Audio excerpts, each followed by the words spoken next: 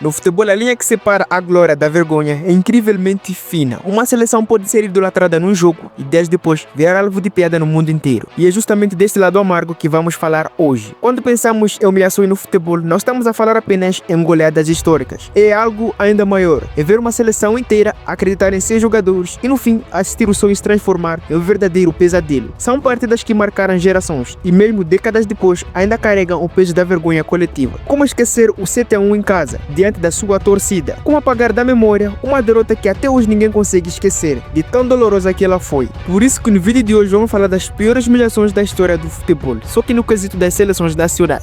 A nossa primeira humilhação tinha que ser essa de qualquer jeito: Brasil e Alemanha. É impossível a gente falar de humilhação no futebol sem falar daquilo que aconteceu em pleno Mineiraço na Copa 2014. A seleção brasileira levou uma goleada histórica contra a poderosa Alemanha. E vale lembrar que o Brasil jogava em casa, então tinha tudo ao seu favor. Mas tudo foi completamente ao contrário do que se esperava. E o Brasil não contava com Neymar por conta da lesão nas costas. E esse desfalque, digamos que se ele estivesse em campo, a história talvez seria completamente diferente, porque ele já vinha de algumas partidas como protagonista daquela seleção brasileira. Mas enfim, o jogo começou e a seleção brasileira comandada por Felipe Scolari e a Alemanha comandada por Joachim Löw. E a Alemanha já tinha vários craques diferentes da atual e o Brasil começou logo em cima dos alemães e nada demais. Mas o massacre começou justamente aos 11 minutos, quando Toni Kroos, na cobrança de escanteio, e o Müller apareceu na pequena área livre, sem nenhuma pressão, e fez 1-0. Sinceramente, a seleção brasileira naquele dia parecia não estar com vontade de jogar. Mas enfim, no minuto 23, mais uma vez o Toni Kroos acha uma bela jogada no meio de 3 jogadores da seleção brasileira, faz um lindo passe para Müller, que de primeira tabela com Klose, e ele faz 2-0 para a Alemanha. O mais incrível desta partida é que Toni Kroos jogava como ele queria. Os meias brasileiros nem sequer faziam pressão. Não é à toa que ele foi o melhor jogador em campo, que praticamente todas as jogadas da Alemanha saíam pelo pé de Toni Kroos. No minuto 24 foi a vez do próprio Toni Kroos, que fez um gol após a bola sobrar na entrada da grande área. Não teve nem sequer ninguém para fazer a pressão e ele fez 3-0. Até aí as coisas já começavam a se complicar para os brasileiros. E no lance a seguir, no minuto 26, a seleção brasileira era na saída de bola e mais uma vez Toni Kroos na cena faz uma jogada de primeira com Khedira, que devolve novamente para Toni Kroos e ele faz o 4-0 ainda no primeiro tempo. Nesse lance a seguir, fica claramente evidente que a seleção brasileira não fazia pressão, e o que resulta no quinto gol da Alemanha, feito por Sami Khedira, deixando 5-0 ainda no primeiro tempo. O Brasil tomou 4 golos em menos de 5 minutos, tirando o primeiro gol. No segundo tempo, o Brasil até tentou, mas de outro lado tinha o Manuel Neuer, aí fica difícil. No minuto 69, o Churli complica as coisas ao fazer 6-0. No minuto 79, novamente o Churli faz 7-0. Até seria 8, mas o Ozil conseguiu errar nesse lance. O gol de honra da seleção brasileira veio no minuto 90, através do Oscar, e o jogo acabou de 7-1. Essa humilhação, na verdade, fica até hoje na memória dos torcedores brasileiros, Holanda e Espanha. Mais uma humilhação na Copa do Mundo em 2014, só que dessa vez a Holanda que massacrou a Espanha. Eu não sei vocês, mas eu acho que nessa partida a Holanda entrou com sentimento de revanche por conta daquilo que aconteceu na África do Sul em 2010. As duas seleções estavam bem recheadas em 2014, Espanha com praticamente o mesmo esquadrão da última Copa, e Holanda também com grandes nomes, Van Persie, Robben e o grande Sneijder. Em termos de comparação, é claro que a Espanha era a favorita para vencer esta partida. Logo no início, a Holanda já assustava a Espanha, mas graças ao Casillas, que impede aquilo que será o primeiro gol dos holandeses. Já no minuto 27, numa cobrança de pênalti para a Espanha, e Xabi Alonso faz 1-0 para os espanhóis. Até aí tudo bem. Em uma outra bela jogada do Iniesta, que acho o David Silva, que tentou cobertura, mas o Silesen impediu aquilo que seria 2-0 para a Espanha. Até aí a Espanha estava superior no jogo e tudo tranquilo. No minuto 44, bem no final do primeiro tempo, esse cara da Holanda acha o Van Persie na entrada da grande área e arrisca um cruzamento do meio campo. O Van Persie de mergulho faz um gol antológico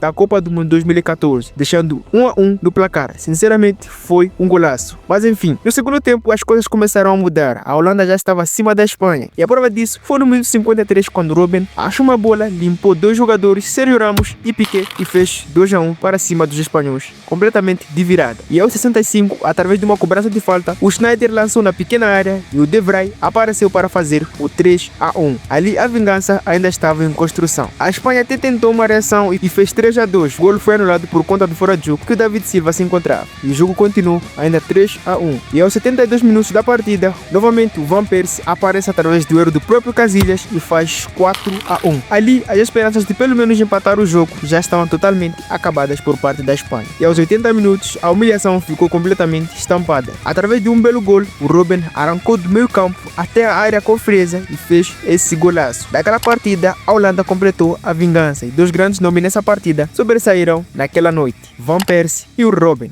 Espanha e Alemanha. Nessa partida foi justamente na época da pandemia e o mesmo acontecia pela Liga das Nações. Uma Alemanha que já vinha forte contra uma Espanha que já tinha alguns craques, mas a Alemanha parecia ser favorita dessa partida. Mas enfim, dentro de campo, a realidade foi completamente diferente. A Espanha superior desde o primeiro minuto até ao último. A prova disso foi no minuto 17, quando Morata abriu o placar através de um escanteio direto fazendo 1-0. Ainda assim, a Alemanha não mostrou sequer nenhuma reação e a Espanha sempre em cima. No minuto 33 dessa vez foi a vez do Ferran Torres, que balançou as redes. Sem me esquecer que nesta noite o Ferran foi o homem do massacre, com direito a um hat-trick. No minuto 38 foi a vez do Rodri fazer 3-0 através de um escanteio. Nesta partida, sinceramente, estava tudo equilibrado. Enquanto a Espanha batia, a Alemanha sempre apanhava. No segundo tempo, novamente, num belo contra-ataque da Espanha, o Ferran Torres fez 4-0, fazendo 2 gols no jogo. Sinceramente, o homem estava com faro de gol naquele dia. Aos 71 novamente, o homem surgiu e deixou 3 dele, fazendo o 5-0 na partida. A Alemanha parecia só cumprir o calendário naquele jogo. Ficou tudo evidente, mas mesmo assim, até tentou, mas o que resultou num chute do Gnabry que acertou no travessão, mas nada demais. Enquanto a Alemanha não queria fazer gol, a Espanha estava com muita vontade. No minuto 90, novamente, o gol da Espanha. Só que dessa vez veio do Mikel Oyarzabal, que deixou 6-0, garantindo a humilhação da Alemanha. Fim de jogo, e se existe alguém que estava feliz com esse massacre, certamente que é o torcedor brasileiro. França e Gibraltar. Em novembro de 2023, a poderosa França aplicou uma das maiores goleadas históricas das seleções, 14-0 sobre o Gibraltar nas eliminatórias para a Euro 2024, que Portugal foi a campeã. O contraste entre as equipas era gigantesco desde o início. A França contava com grandes estrelas como Kylian Mbappé, Griezmann e Olivier Giroud. Já o Gibraltar, uma seleção formada por muitos jogadores que não eram profissionais e apenas tinha um grande objetivo: resistir e evitar o massacre, mas nesse dia nem isso foi possível. Logo aos 3 minutos, a tragédia começou. Um gol contra que colocou a França na frente. Nesse gol ficou claro que a seleção de Gibraltar estava com medo. A partir daí, foi um verdadeiro massacre. Mbappé brilhou com um hat-trick, Giroud marcou 2 vezes e a lista de goleadas parecia interminável. O time francês não diminuiu o ritmo em nenhum momento, jogando como se fosse uma final. O placar final foi de 14-0 e então para a história como a maior vitória da seleção francesa em toda a sua trajetória. Foram tantos golos que nem deu para eu detalhar aqui a cada um deles para vocês, mas enfim, para o Gibraltar foi a pior derrota na sua curta história do futebol. Um resultado que virou um símbolo de abismo que ainda existe entre gigantes tradicionais e seleções emergentes na Europa. Vamos ser sinceros, nessa partida estava totalmente desequilibrada e não tinha como a gente imaginar a França perdendo, mesmo se eles estivessem com 8 em campo. Para os torcedores franceses, aquele dia foi inesquecível, uma demonstração avassaladora de uma força.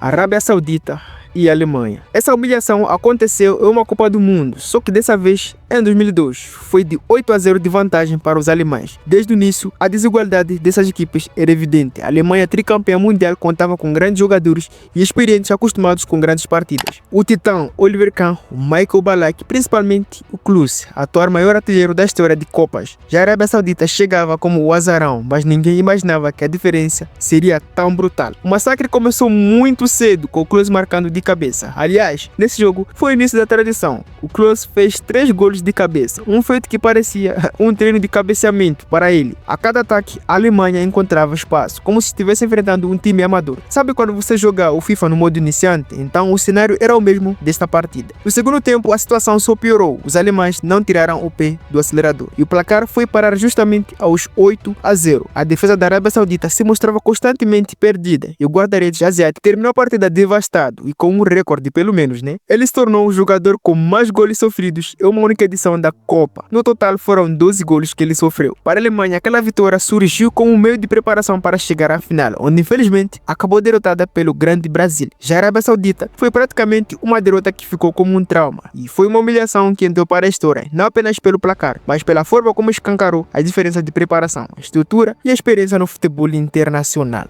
Hungria e Alemanha. Antes de Brasil e Alemanha em 2014, já existiu um resultado que parece impossível de se apagar na memória. Hungria 8-3 para a seleção da Alemanha Ocidental. Da fase de grupos da Copa do Mundo em 1954, que decorreu na Suíça. Naquela época, a seleção húngara era chamada dos mágicos de Magyares. Isso porque tinha alguns craques, como o próprio Ferenc Puskás. Eles eram tão dominantes que chegaram ao Mundial invictos por mais de 4 anos. E quando encontraram a Alemanha Ocidental, parecia que estavam a jogar com um time amador. Logo no início, a Hungria mostrou toda a sua superioridade. Gols rápidos, toques envolventes, uma avalanche ofensiva que desmontou completamente a defesa alemã. Kozis marcou 4 vezes e a circulação de bola da Hungria mostrava que eles estavam um nível acima dos alemães. O placar final foi de 3-0. Foi uma humilhação que parecia enterrar qualquer chance da Alemanha naquela Copa. Mas aqui veio um detalhe muito importante e histórico, ainda mais impressionante. Poucas semanas depois, na grande final, as duas seleções se reencontraram novamente. E contra todas as previsões, a Alemanha Ocidental venceu por 3-2, no que ficou conhecido como o Milagre de Berna. A goleada histórica na fase de grupos virou apenas uma lembrança amarga para os húngaros, que perderam justamente o título mais sonhado. Aquela partida foi uma verdadeira vingança. E a vitória por 8-3 foi uma das maiores humilhações já vistas entre as seleções, mas também o exemplo de como o futebol pode ser imprevisível. Para a Hungria, aquele massacre não foi suficiente. O que ficou para a história foi o título que a Alemanha carregou justamente em cima da própria Hungria, Itália e Zâmbia. Quando falamos em humilhações no futebol, nem sempre pensamos em seleções africanas como principais protagonistas. Mas em 1988, nos Jogos Olímpicos da Coreia do Sul, a seleção da Zâmbia